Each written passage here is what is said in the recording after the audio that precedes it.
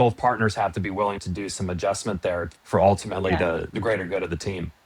And that's the best part of this sport, because you are a team and you are not an individual. So when you go as a team, you really have to think that you are two people, and you just can't, because if you are strong and the other one is tired, you can go faster. You have to think of the one that's tired and adjust to that one. So you always have to adjust to the person that's weakest at the moment and make that person the strongest you can get.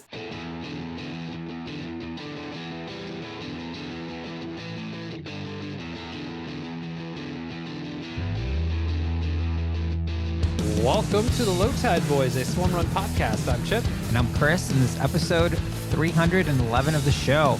We've got yet another great one for everyone. I know we say that every week, but we mean it. Get your notepads out. We mean it. Joining us is former world champion, stud athlete, and newest head coach of the Ötillö coaching program is Ulrika Eriksson. Last time we had her on the show was episode 141, fresh off the heels of her winning the Swimrun World Championship as half of Team Stena Recycling. This was back in 2022. So we've been following her exploits since then. She's just a beast of an athlete, super nice human, just always has a smile on her face, and she is the new head of this program. So we thought we'd have her on to kind of sort it out. Yeah, it was really awesome. A couple months ago, Ötillö sent an email out kind of announcing they had a new coaching program. I would say certainly we didn't see that coming from the Ötillö team, but always great to have more coaches under the swim run tent. There's different flavors for everyone on styles, personality, approaches. So it's always good to have more coaching options there, and certainly hard to beat a world champion. Yeah, for sure. And, you know, to echo what you said, Chipper, there's a lot of ways to get coaching. I think we would recommend, if you really want to take the sport seriously and you're trying to qualify for the world champs or you're racing the world champs, it's definitely for the first time, getting a coach is so great because you just don't know what you don't know. You can listen to this podcast, you can watch our videos, but it isn't really until you have boots on the ground that you're really going to know what it's like. And the next best thing is having a coach who has had boots on the ground or understands this course and what you're trying to do. Certainly your local triathlon coach can train you to swim and run, but to train you to swim run is kind of like it's becoming its own specialty. Yeah, it's a little bit of its own nuanced thing. And yeah, coaching is certainly what swim workouts do I need, what run workouts, but they also kind of help you manage the rest of things that you have going on. And I know that's where we have found it to be important is like, hey, how does me working out and my workouts and training sort of fit into my life with my family, my work, personal life, things outside? That's where coach is really helpful navigating, and that certainly came through in this conversation. Yeah, absolutely. Yeah, and tons of options out there. Envol Coaching, Ötillö now. You have options in the U.S. There's just a lot of really great resources, which is great. The more resources, the better, because I think that'll actually help the sport grow. So yeah, in this conversation, we talk about a lot of stuff, sort of where this idea came from, how does the coaching work, how does she think about training for Ötillö, and this is really just kind of kicking off what we're hoping to do Ötillö again in 2020, the 20th edition. So we'll be producing a lot of programming, which will also mean this show is going to be really self-serving for us. as this, you know, we haven't strayed too far from our roots. And Chris, your ears are not deceiving you. That's Swimrun Santa. He's coming here pretty soon as our favorite day of the year, Swimrun Christmas, when all is revealed on who's in for Ötillö. The Swimrun World Championship is just coming up here in about a week's time from airing of this episode. So very it's early this year, but I guess because they have so much buildup for, I know we say it every year, and I also mean it every year, but 2026, year swim run. Year of swim run, and it's the 20th anniversary of Ötillö, the Swim World Championship. 10th anniversary of Casco. So those are two races. If you want to hang out with us, if you want to like... Put it on your calendar. Put it on your calendar. Casco for sure. Love you get in there. It'd be awesome. But yeah, it's just going to be pretty fun. Lots of cool races to do. Cool experiences. But, you know, it's wintertime. I was going to say training update.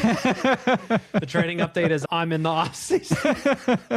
Yes, welcome to the club, welcome dude. to the off season. Well, I'd really, and you know, we speaking of coaches, we had Fika with Coach Liz number 4 a few episodes back, and yeah, just kind of wrapped up my proper, I don't know, deload is the right word for it or whatever, but basically structured training. That's just like sit on the couch. Basically sit on the couch. And I was like, I need to like at least log a walk on Strava so I can keep my Strava. Got to keep throwing the sharks some red meat every once in a while. They like my walks to go pick up my work sandwiches. Insta kudo. Like walk to Whole Foods to get a sandwich. All right, Chipper's out and about today. But yeah, the off season and just kind of still keeping it fresh, keeping it active, which is something that Ulrika shared is something that's really important to do, but also kind of keeping it active. So I know that we've had some really enjoyable kind of like off-season adventures is sort of the way that you look at it. And hey, let's like go up to Mount Tam today. And yeah, we might hike a little bit more than we like, or let's go run around and explore. But it's always a fun time to fill your cup overeth with joy. Joyful activities. Fill your joy cup with joy. Yeah. Speaking of joy, it's the holiday season, and the holiday season means you might be thinking, okay, what can I get for my loved one? And even better, what if I don't have to buy something for my loved one and they just win it? Wow. Chris, what a segue. You may have seen that ARC Sports has opened their pre-orders for next year. If you're new to the sport of swim run or you've been checking out some gear, we get lots of questions in our DMs and our email, lowtideboys@gmail.com, in case you were curious. Hard to find an ARC thing in my size. Well, this is the time to do it because they've opened it for pre-orders and everything will ship in April, it sounds like there. But we have you one better. We're giving away a free ARC Pro Pack. Oh, we have props. If you're watching on YouTube, people. You can see this giant backpack. Go on YouTube. We're giving away a free ARC Pro Pack bag that Archipelago proven in the Archipelago. And this thing's a tank. I actually used this for Ötillö, Colorado.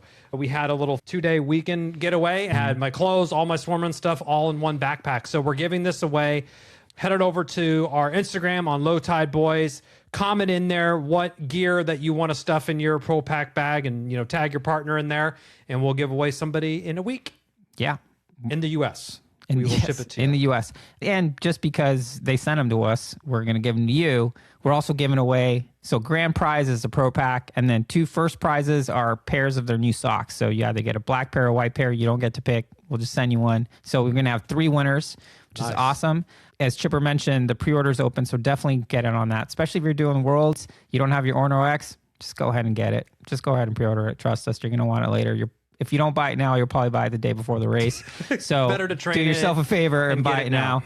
We certainly haven't gotten to throw money at the problem stage of Ötillö training, which is... It's coming, though. It's coming, but plan ahead. And, new suit designs as well. I mean, we'll have to, check some we'll have updates. to see what's going on. Daniel Sand can give us the intel, but some suit designs there as ARC well out in front of the swim run equipment game, continue to innovate and always kind of push the envelope there. So we love them for that, but it is the season to stock up on your swim run gear. Get those pre-orders in and head on over to the Low Tide Boys Instagram and comment on to get yourself a Pro Pack. Yeah. Also probably makes a great gift. Even a gift to yourself. Treat yourself. Tis the season. It is. Tis the season. Should we just transition straight into this conversation with Ulrika? I think we should. Makes sense. Yeah. So let's jump into that conversation with the official coaching program of Ötillö with Ulrich Eriksson. Yeah. Get your Pro Pack. It's big. Feed me. Put your sticky wetsuit in here. Nom, nom, nom, nom, nom, nom.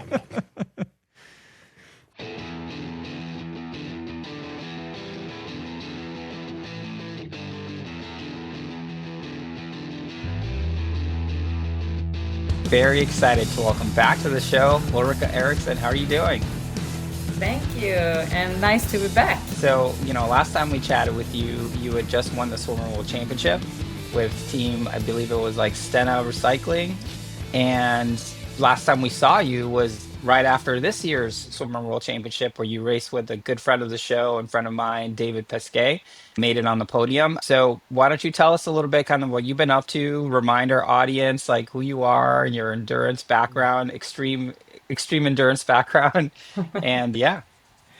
This year it has been quite a lot of triathlon, actually. I'm from triathlon back in the days. I started with triathlon actually 14 years old and been in the Swedish national team for short distance triathlon. And from there, I end up with the swim run because my biking is not so good. So back in the days, it was quite easy to just jump into swim run and do the swim and run.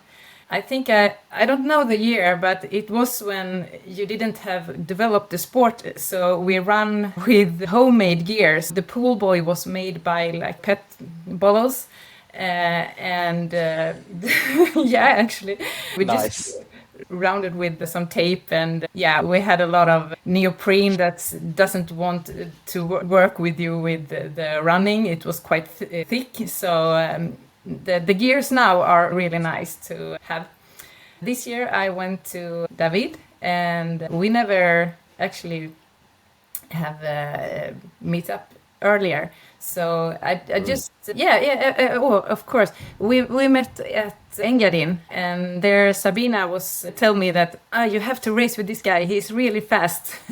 And I said, no, I don't want to go to Ötillö this year, no. I have so much other stuff to do this year. And actually I should go to Åland, but Hannah get sick, so then the door opens up for Ötillö, and I'm so happy for it because David was an amazing partner, actually the best one I have had. I'm not used to be behind on the swims because he is a really, really good swimmer. So I was behind him all day long, and I just enjoyed every second. So it was. It's nice to be in the back. As someone who likes to have someone else lead the swims, it is very nice. Yeah. I'm not used to it, so it was a new situation, but it was okay. Of course, you have a lot of rest, so that's good. But the toe line, I just mixed it up in my arms and everything because I haven't trained on it. So that's something I really have to do to train if I will go with David one more. Any pointers for her, Chris? Well, what's funny? So when Attila made the announcement that you were racing with David, I sent him a message and I was like, hey, you're racing with a beast. It's like, she is an amazing athlete. Like, you're going to have an awesome race. And what he told me was like, I already know. He's like, I know she's super strong. I'm really looking forward to it. So it certainly seemed like it was a good match. And Chipper and I got to see you kind of out on the course as well, which was pretty fun to cheer for you guys while you were doing the business. Yeah, it was really fun. It was a fun competition. It was so competitive in the mixed class. It was so fun. The team Scorebrat, we were racing together like several hours, actually until Une. And there I know they are quite better runners. So I said to David, we have to just do our race and let them go. Maybe they get tired and we have some energy left, but don't take their pace. We are going to our pace. Sorry, we couldn't keep up, but they had done the homework and they were actually really good winners. Yeah, they had a good race, and that's a very mature thing, as Chris and I have been having more and more swim runs. Race your own race. It's something easier to say than to actually do in practice. It's so easy because the first swim goes like crazy fast, and the first technical islands, it's so easy to just go with the flow and keep really high pace that will make you tired because it's a long race. So it doesn't start when you're on up till, I think, there is the race starting. Yep. So you raced the World Championship. We don't hear from you. I mean, we see you on social media and it's like, oh, I'm cycling here. I'm doing this amazing activity. I'm rock climbing, doing all this stuff. You're an extremely active person. And then, I mean, at least for us, kind of like out of nowhere, we get an email from Attila being like, hey, we're offering coaching. And who is our coach? You are. So tell us a little bit of how this came to happen, and then we'll get into obviously what the service offerings are and things like that. But we'd love to hear how this developed, because when I remember telling Chipper when this happened, we're like, oh my God, this is awesome. Like, she's so great. Thank you. Yeah, it was, we have chat a long time ago about coaching, but I have worked with coaching for like 20 years, I think, in different levels, mostly for endurance sports, but also for strength and everything, and health and nutrition. and have gone like several educations for that. And now I'm working at a place that's called Guided Heroes. Guided Heroes have make a good work together and come up with this coaching that we can now give to you. I think it's like two different programs. One more structured that we are written that we are doing for each competition, so you can choose what level you are, which competition you are going to, and everything. So we like screw a little bit for every individual that come to us and do this program. And of course, we also have the one-to-one that's for people that are more motivated to really take a big step and want to make the training more appropriate to the work balance. And also if they have more sports like triathlon, or they are going to a marathon and everything, then we and not just only have swim run to train to. So then we have to consider everything in the work-life balance and family and stuff. So yeah, so that's why we are into Ötillö.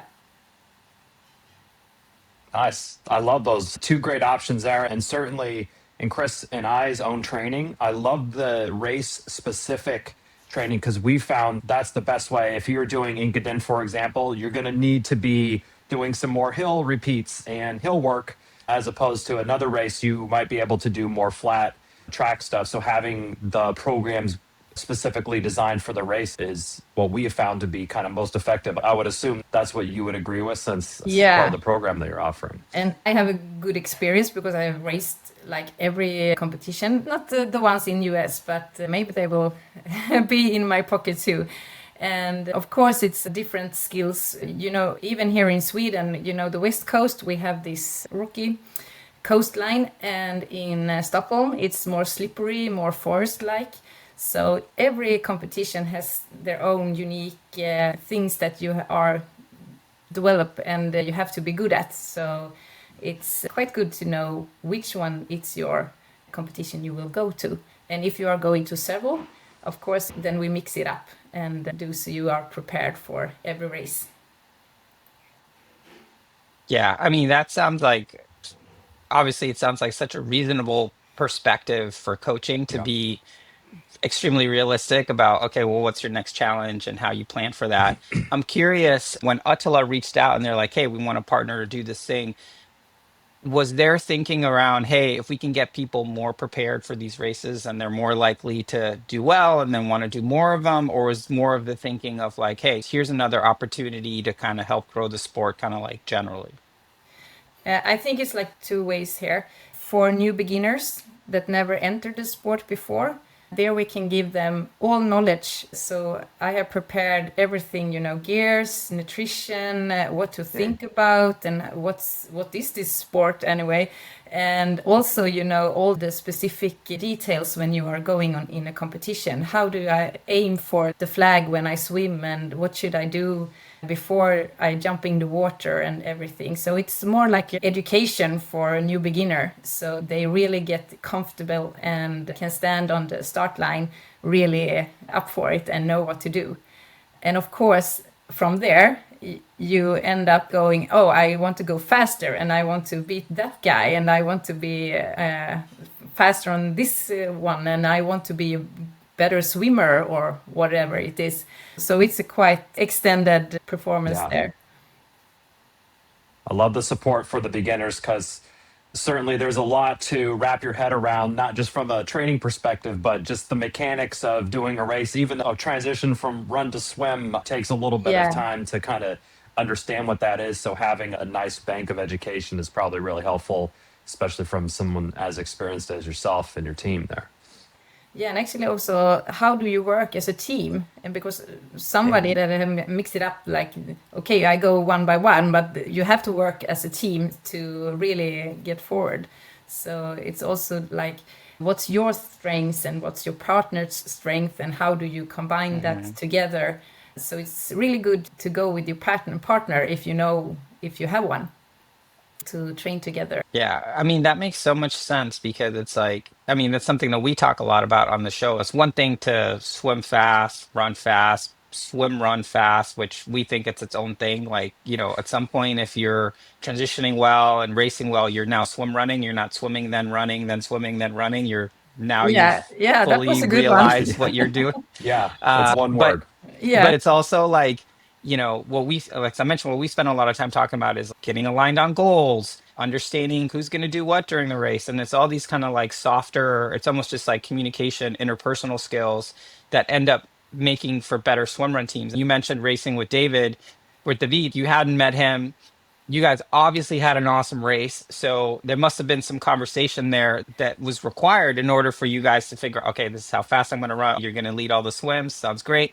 There's so much to it that makes for having a good experience. So I love the fact that that's also something that you guys are thinking about. yeah, of course. And I met up with David like some days before the race. So I actually had the opportunity to live with the French guys, the national team there. It was it was an experience, and they were so kind, and we had lovely days. And of course, we chat a lot about both mentally and the strength and weaknesses in our endurance. And of course, we were out doing a small swim run together just to see, okay, how should the toe line be, and how do we react to each other, and so on. But actually, the more experience you get, I think you have like this experience and you want to go as fast as you can, and you have all this experience. You just have to talk a little bit, and we can do this together. Now we go. And I think the most important thing is that you have the same mindset for the competition.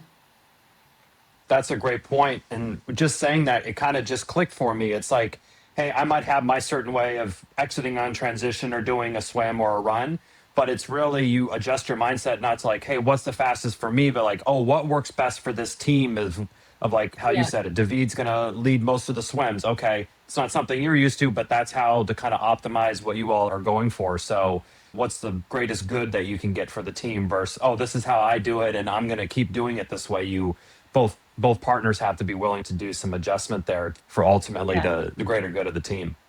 And that's the best part of this sport, because you are a team and you are not an individual. So when you go as a team, you really have to think that you are two people, and you just can't, because if you are strong and the other one is tired, you can go faster. You have to think of the one that's tired and adjust to that one. So you always have to adjust to the person that's weakest at the moment and make that person the strongest you can get. But you can't go beyond that, because then you are, it's not good. I made that mistake last race actually on Chris.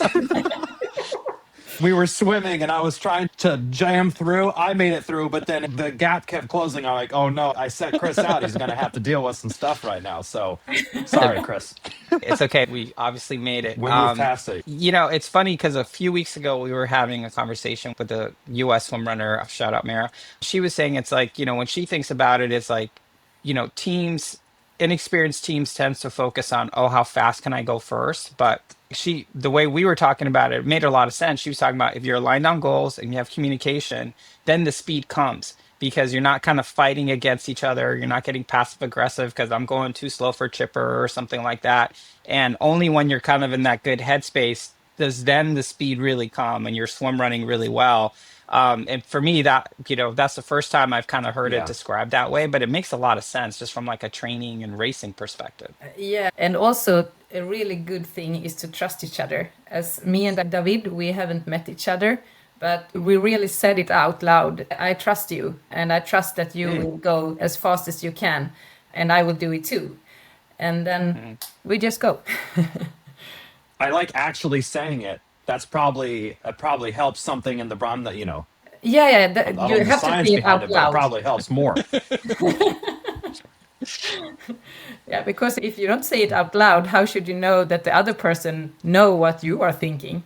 So it's really important. The communication is the key. Yeah, you can't assume anyone can read your mind or that you can read theirs, especially in the swim run when you're wet and cold and you got like the Yeah. pig swim. Just say what you want to say. just just I say need a say it out loud. Twix. Yes. No, Let's the get to Twix this is not Twix. good. Yeah, the Twix, it's like, the sirens in the Odyssey. It's like it seems like a good idea, but once you actually have Yeah. it, maybe not. Yeah, you have Yeah. it in your mouth Fair. forever. I Yeah. always look like a hamster when I have it. And every It's time I like, yeah. regret to take it, but why did I take the Twix? But it's a nice tradition, and I think for the ones in the back, they really enjoy the Twix. So Yeah. something many Yeah. people looking forward to have. For sure, for sure. So Yeah. so let's talk a little bit, Ulrika, around like so when you think about coaching, for folks again, whether you're either a beginner or you're super experienced, there's obviously always room for improvement. Like how do you Yeah. think about like staging training for people? So if you're a beginner, it kind of makes sense. You got to make sure you got your swim volume or one volume, practice transitions and stuff like that. But if you're kind of progressing along the sport, like how do you think about, I mean, let's just take, since we already talked about Engadin, let's say like that's the A race for folks. Like how are you thinking about organizing someone's training once they have some experience in order to kind of take it to the next level or, get a Yeah, PR or if something? I have like someone that I should coach that's enter now, we are in the winter season. It's quite long to the main competition. Then I would think Yeah. like, like an arrow. So now it's quite easy training. A lot of if you have like skiing or doing something else, not easy, not just running and swimming. So I want to people that build volume from like biking, skiing, or something else. Of course, the running also will be there and swimming, but a lot of soft training and some running sections and swimming sections that are really really hard, like VO, how do you say it? VO2 max? Yeah, sorry. Yeah. So you have the soft training and really hard training. And then when you come to the season, we change. So then you have like runnings that are similar to the runnings that are on the competition. And also we are making some swim run, like when you are taking a small swim run sections for like 2-3 hours and mix everything up. So then you have like more mixed up training. So now it's more easy and hard, and then it's more mixed up with everything. And of course, we're going in cycling periods for this one. So I think for 1-to-1, it's general, it's like 4 weeks on and 1 week off. Or somebody that are working, that are traveling a lot, then we have to think in a whole other way. So it's really individual how we work. But of course, we think of the season when it comes to it.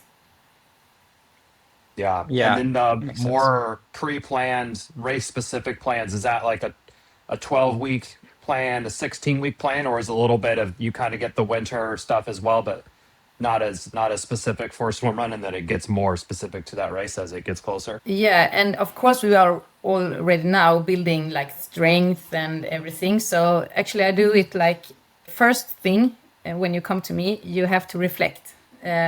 What have I done before? And where are I now? And do I have any injuries? And yeah, you fill in a form with a lot of information. And of course, I take consider of that, but I also want the one that I have in front of me to really think. I'm the coach, but you have to do the work. So we have to be on the same page here. Then we see the goal.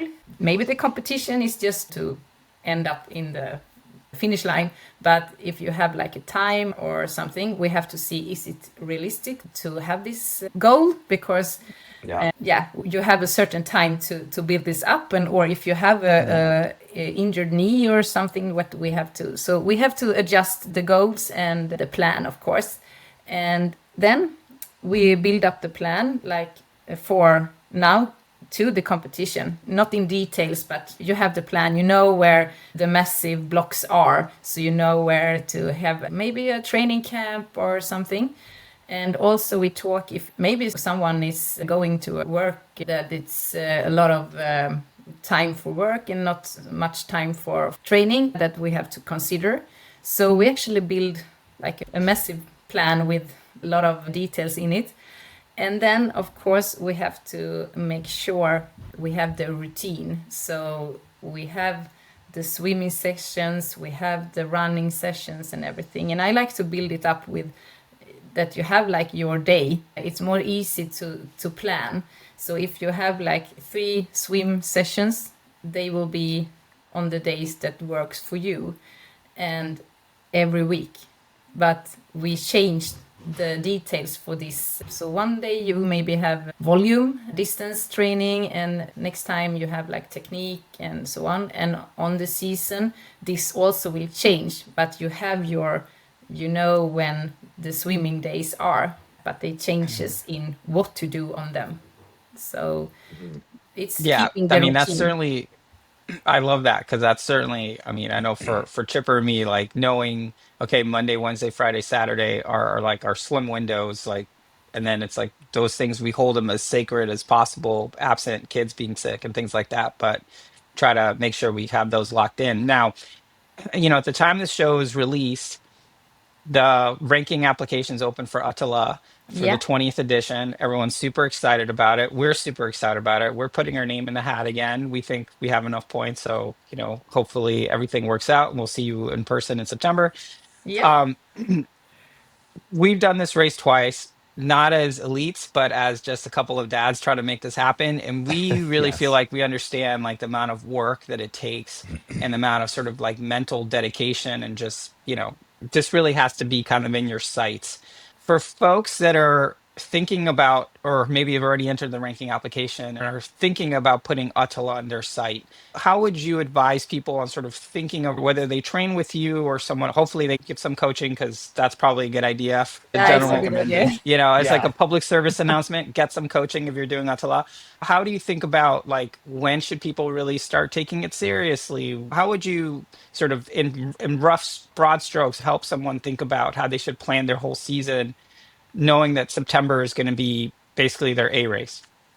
Yeah, it always is what's your goal, but I will try to make a normal thing here. I would say the winter training starts in January for most of us, because it depends when you have ended the season, but you have to have an off season. That's really important to clear your head and get motivated to this. So it's a good thing to start like New Year's Eve. It's a good day. Yeah. And then you have a lot of volume, not a lot of technique in the swim, technique in the running, so you approve that. It's more like training to train later on. So you build up your body and you have strength sessions. That's really important. And the age in swim run are quite high, and you higher age you are in, it's more important to have the strength sessions planned each week, not once in a month, every week, several times. That's a really good thing, because you then maybe not have injured later on. So that's a good way. And then when you come to the summertime, of course, I want to have people that train for Ötillö to go to some other competition, just to take advantage of, all the competition things, and also make it really hard, in hard pace. So that's good volume. And then when you come near the race, of course, you have to change and do the tap ring. So when you start in the starting line, you are really prepped and so on. And it's a long season, but endurance are building for long term. So it's hard work. It's not easy to do this, but it pays off. If you do the homework, it pays off when you start in the competition. I mean, that is Yeah. kind of the amazing thing about following a training plan. Like, let's say it's a marathon 16-week training plan. If you do like 80% of all that training, like you can run a marathon.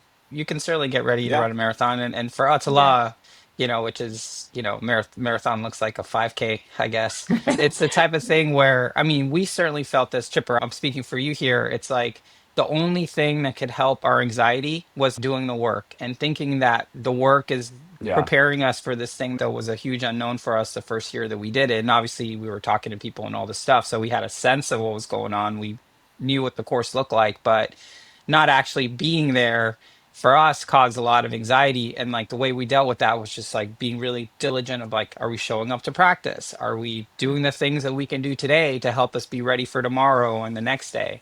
Yeah. And I'm assuming that's, I mean, is there any other way? You got to do the work. You got to do the homework. Yeah. Yeah, you do the work. But actually, I think a lot of people need a coach just to have the balance, just to see, because it's so easy to just train, train, train. The hardest part is to rest. And I can certainly say that's my biggest issue. I have so many things to do, and it's training for me is like I be with my friends. Yeah, you have seen all my stuff I'm doing, climbing and everything. So I always have something to do. But resting is super important, and that's the hardest part to be able to do when you train. But you have to be smart there, and to rest is not just to look at the TV, it's also maybe biking with a friend or something in a low pace. You also can be active, but you have to know it's a rest day. So that I like coach really can help you out with, because for some people it's more a mental thing than, train is quite easy, and training knowledge and everything, you just can read it on internet or something. The hardest part is to go live with family, friends, and your work and everything, and get a balanced training plan for that one. Yeah, I was just going to say that's where I found the coach to be so helpful. It's, hey, yeah, here's the workouts. And yeah, you're right. You could do the research and probably make your own actual workout training plan, but it's sort of how do you apply those to your life about, oh, I have a work, I'm going to be gone traveling for a week to work, or the kids are sick. And it's like how to navigate the entirety of yourself, not just this one specific thing about getting my training in. And that's where I think coaching is most effective and most helpful, at least in my personal experience. They have the full view of the athlete, work, family, life, and then swim, run, or training. And also the person that you can talk to, and all the questions you have, like, how should I do this one? And is this good? Or, you get anxious. And also a big part, the motivation, that's also a coach. We are here to just cheer you up when you have this sickness or something, and to make you feel good every step on the journey. So it will be a long-lasting journey, not only for this season, it's for lifetime. So you learn a lot and you get motivated and everything. Yeah, Well certainly. I mean, the coach is important for so many reasons, not just as a guide, right? But also someone to hold you back and make sure you're ready and make sure checking in on mental states and things like that. The Yeah. value of a good coach is really immeasurable. And the harder the challenge, the more valuable it is. One of my good friends, Coach Mario Ferroli, who's a pretty well-known running coach in the US, says one of his big things is holding people back, because either people want to impress him by running faster on their fast days, they're not taking their easy days as easy. And for him, he says a lot of it is just helping people understand you need to take your rest day as seriously as you take your track workout. You need to take your strength as serious as you would take your nutrition or something like that. And I always found that just so helpful. People need to become more self-aware. Like certainly for me, it's like, yes, I've gained some self-awareness around this, that like I could probably do better on my rest days and things like that. But it's something that, a coach really needs to help you kind of figure that stuff out, especially I think when you're nervous and you engage in what a friend of mine, Coach Nate Helming, would call fear-based training, where it's like there's this huge thing ahead, you don't feel like you're prepared. So now you just put in like a 6-hour day on the bike, 2 weeks before the race, just to make sure you got it in there. And it's like, that is like the worst thing that you could do. Yeah, exactly. So no, that's not a good way to go. And also for the coaches to see the details. And I always do like, the goal for the training session, what's the purpose? I put it in the details. We work in training peaks like everybody do. And I also will say that it's not only me, it's my other coaches. But we always put out the purpose of the training and what's in there in the details, what we want them to think about and do. So it's a quite long text for each and every sections in the training, just because we want to answer these questions before people go out running or what they should do.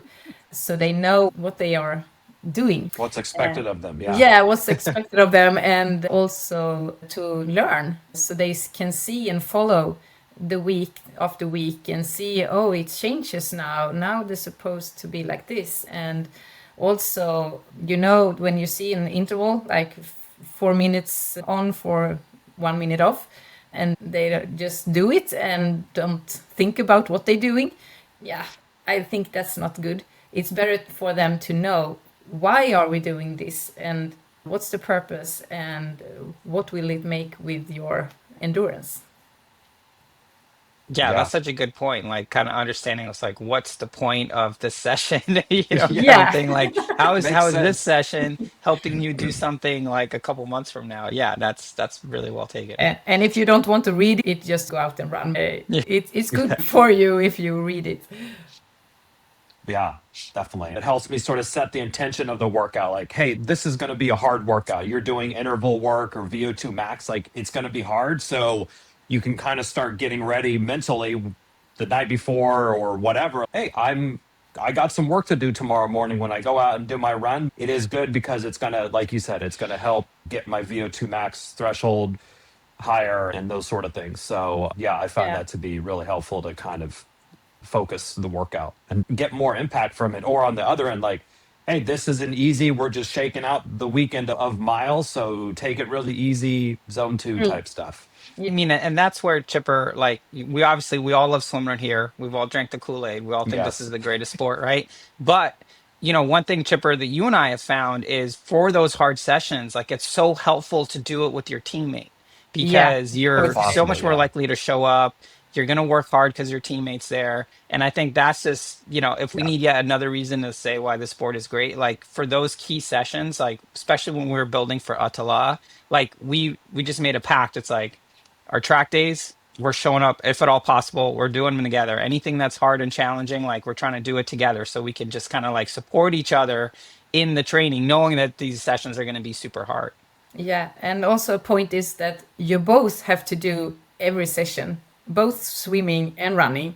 You can't rely on your teammate that's a good swimmer to okay, then I can relax and not swim because I have a teammate that's really unfortunately that is true. Yeah, but I have heard some people that think about that, but you have to swim and run, and the better you get, the better the team gets. So you both have to do both sports.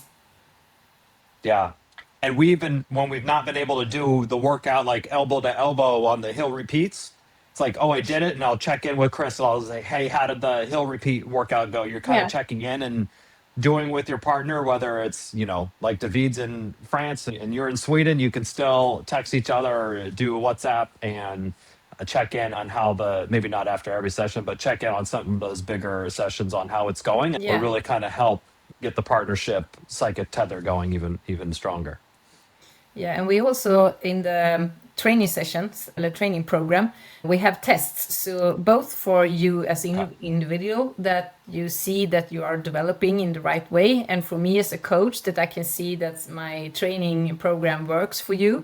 And you also can see that you are developing in the right way. And so you can use it like, okay, I see that now you are in a stronger swimming endurance than me, but then I have to put it up a little bit so it gets motivation. And then maybe on the other test, then you have more equal tests. So it's good for the team, it's good for the coach, and it's good for the individual. I love that. I think like having these sort of benchmarks, kind of seeing how you're progressing, not only is it just good to know, right, but it can also be really motivating, right? And also know, oh, Yeah. I need to change some stimulus here because I feel like I've Yeah. plateaued or whatnot. I'm curious. So, like with swim run, one of the unique things is like, I mean, yes, there's solo divisions, but let's just assume that we're all purists here and we are talking about teams. How do you think about, so let's say like Chipper and I come to you and we're like, hey, we want you to coach us together. On some level, it's like, yes, we'll have the same races, so it's easy to align there. But, to what you just mentioned, it's like my swims, I'm not as fast as Chipper in the water, or maybe I'm a little bit quicker on land than he is. How do you think about like working the system so that, yes, we're working on our individual weaknesses and strengths, but we're able to culminate together at a race to do well? Yeah, it's quite hard to team up like you do it like to one person, but because you are individual, but of course you can work together with a coach. This you see if you enter the water together, and it's so many team specific things you do in swimrun. And also for the training sessions that you can go together and know each other and see where you are pushing each other. And for me as a coach, I can see the weakness and strong part. And on that case, I can develop and change. Maybe it's individual, but I will think of you as a team. So I know where you will be together as the strongest team. So it's both individual, but also a team effort. Right. No, makes sense. Nice. Yeah. Back to the Ötillö, maybe selfishly for us, as this show tends to be, very obviously a very unique race, especially with the big chunk of running there. Are there any Yeah. for the athletes that you train that are doing the World Championship? Are there any key workouts that you do to simulate certain areas of the race, or any key sessions that you prescribe a lot so that folks are really prepared for the uniqueness of the demands of that race? Yeah, I think it's several parts there. At the first islands, many people are really nervous about that one because maybe you are aligned in a queue and it's quite technical there, so you can't run through. Then everybody wants to be fast in the first swim. So the first part of race is quite hectic.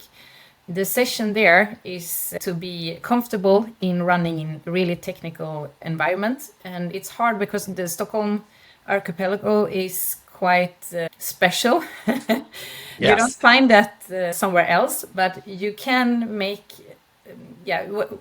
depending on where you live, we find something that's similar to that. So that's one thing, to be fast in technical running. And then we have Ulrich. So you have to be a strong distance runner. And Ulrich is not technical, so you have to both be able to do the technical running and the distance running on asphalt. So that's the keys for running. And of course, swimming. Yeah, I think you should go without gears now and then, because then you get better on the pool boy and paddles, but also the strength sessions there to be a good swimmer. And strengths also will provide and help you with the technical runs, because you can jump and hop up and down and get strong in your feet. So yeah, what do we have now? The technical running, distance running, and strength training, and swim without pool boys and paddles sometimes. The whole swimming I don't know without if I could do gear? that. What? Yeah. Well, it's funny. This was like maybe a couple months ago. I had a dream that I was telling someone how to train for Ötillö, and what I recommended. Dude, This is we're like dream sick. stuff.